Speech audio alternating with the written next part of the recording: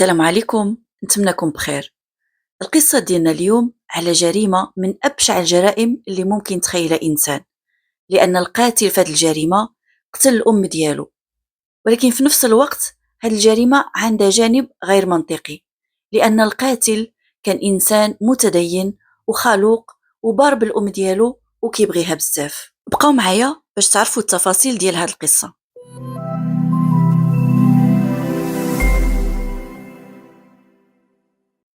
محمد عنده 39 سنة، عايش في مدينة اسمها المنزلة في مصر. عنده محل كيبيع فيه بياس ديال الطوموبيلات، متزوج وعنده 2 وليدات. عايش حياة بسيطة من الخدمة للدار ومن الدار الخدمة، وفي نفس الوقت كيأذن في الناس وإمام مسجد. الأم ديالو كانت مرأة كبيرة في السن، ومن نهار توفى الزوج ديالها وهي عايشة بوحدها، ومحمد كان كيزورها بشكل يومي، كيتهلا فيها، كيقوم بالواجب ديالها وما مخلي خصها حتى شي حاجه.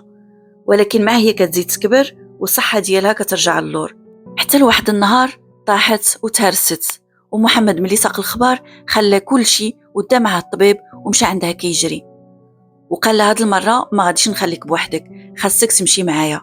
وبقى معاها حتى اقتنعت، وفعلا مشات معاه للدار وبقى كيتهلا فيها وكيهتم بها وكيعطيها الدواء ديالها، تتحسنت الحاله ديالها وحيدت القبص، ومع ذلك ما خلاهاش تمشي بحالها، قال لها غتبقى جالسه معايا. ولحقاش هي كانت مرتاحه معاهم دغيا قبلت، وحتى العلاقه ديالها مع الزوجه ديالو كانت علاقه ديال الام وبنتها. وخا عندها 3 ديال ولاد اخرين وكانوا كيطلبوها باش تجي عندهم، هي كانت كتمشي عندهم غير زياره وترجع عند محمد. كانت كتفضلوا على ولادها كاملين، وكانوا كيبغيو بعضهم بواحد الطريقه غريبه. حتى لهنا كلشي مزيان، ولكن في واحد النهار وكان رمضان، كان محمد معتكف في المسجد بحال كل سنه، كيجلس في 10 ايام كيتعبد وكيقرا القران.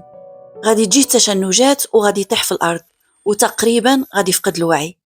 الناس اللي معاه في المسجد ملي شافوه في ديك الحاله بداو كيحاولوا يعاونوه، شي كيعطيه الماء، شي كيقرا عليه القران. واحد شويه هو يفيق، بقى كيشوف فيهم بحال اللي كيشوف في الفراغ، وناض وخرج كيجري. وكانت هذيك اخر مره غادي يرجع فيها لديك المسجد. ومن ديك النهار والتصرفات ديالو تبدلت، رجع بحال اللي هزيتي شخص وعملتي في بلاصتو شخص اخر، كيهضر غير بوحدو، وملي كينعس كتجيه كوابيس، كينوض مفسوع، كيشوف راسو كيقتل ولادو، كيقتل مراته.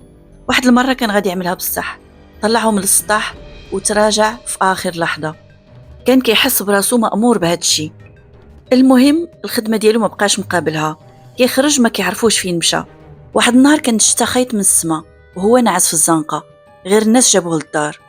شي مرات كيكون جالس وساكت في امان الله، شويه كيبدا يردد ادعيه الصباح والمساء بواحد الصوت اللي هو عالي بزاف، الجيران كامل كيسمعوه، بحال كيشوف شي حاجه وكيحاول يبعدها عليه بديك الادعيه.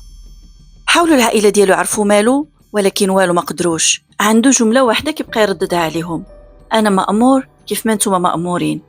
وبقى على ديك الحال حتى جا ديك النهار المشؤوم. الام ديالو بحكم انها كانت مريضه ما كانتش كتقدر تطلع وتهبط في الدروج بزاف، على ديك الشيء كان البيت ديالها في الطبقه الاولى، والبيت ديال محمد والزوجه ديالو في الطبقه اللي فوق منها. محمد كان جالس مع الزوجه ديالو، واحد شويه ناض وبدا كيمشي ويجي في البيت وكيتمتم بكلمات غير مفهومه، وبدون مقدمات هبط كيجري في الدروج. الزوجه ديالو مدات ما جابت، قالت بحال ديما غالبا جاتو الحاله وغادي يخرج وغادي يبقى يدور في الزنقه. عليها اتصلت بالاخ ديالو وطلبت منه باش يلتحق به، وما كانتش متوقعه ولا جا على بالها علاش كان ناوي هاد المره. محمد هاد المره ما خرجش للزنقه، محمد دخل نيشان عند الام ديالو للبيت. الدخله ديالو ما فرحتهاش هاد المره، لان اللي دخل ما كانش هو محمد ولدها اللي كتعرف. محمد اللي كان كيجلس عند رجليها وكيبوس يديها وكيطلب الرضا ديالها. اللي دخل هاد المره كان شيطان، هز المخده وعملها على وجهها وبدا كيحاول يخنق فيها. هي مسكينه بديك شويه الجهد اللي عندها بدات كتقاومه، وهو ملي شاف المقاومه ديالها بدا كيفكر شي طريقه اخرى باش يتخلص منها بسرعه، ومشى كيجري الكوزينه وجاب جنويه. هي في هاد الاثناء ما وقفتش الغوات، كانت كتطلب في الناس يساعدوها، وفعلا الناس سمعوها وجاو كيدقوا عليهم في الباب، ولكن ما كانش عندهم شي طريقه باش يتدخلوا لان الباب كان مسدود.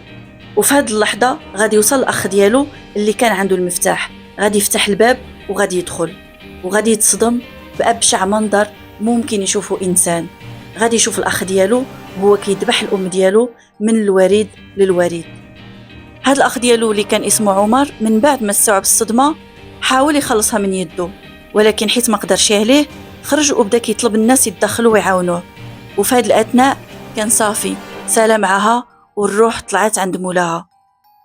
محمد من بعد ما سال الجريمة ديالو طلع عند الزوجة ديالو وهو كله دميات، وبدا كيقول لها صافي أنا قتلتها، صافي أنا قتلتها. ورجع خرج للشارع وتمد في الأرض وبقى في ديك الوضعية حتى جاو البوليس. في الساعات الأولى من الاعتقال ديالو البوليس ما قدر ياخد منه لا حق ولا باطل، غير كيدخل ويخش في الهضرة وغير كيتمتم بحال شي حمق.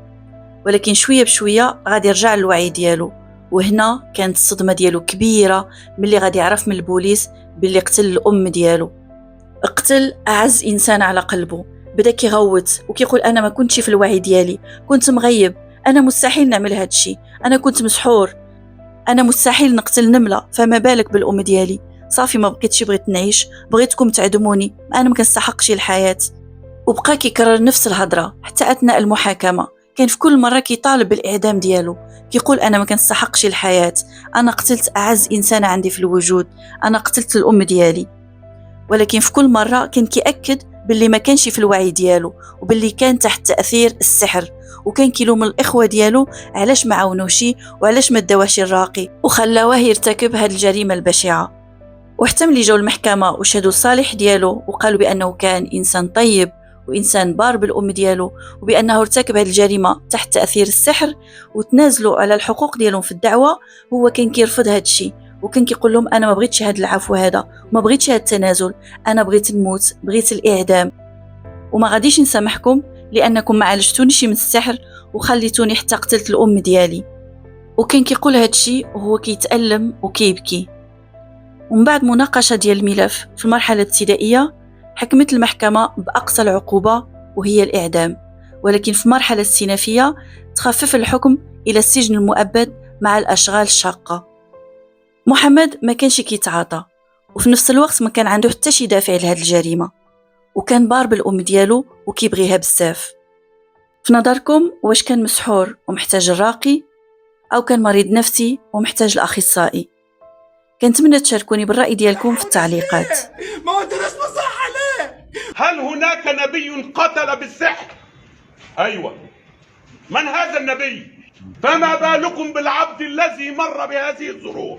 كل دي هما كانوا فين؟ جاي دلوقتي يتأسفهم ويصالحهم، مش عايز الصلح بتاعهم. أمي ماتت يا سيادة الوزير، أمي ماتت.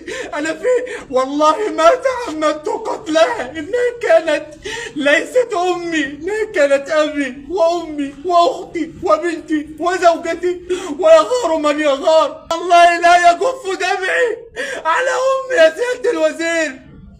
حسبي الله ونعم الوكيل. محمود جمال معاطي على الموافي. يا محمود، حكمت المحكمة حضوريا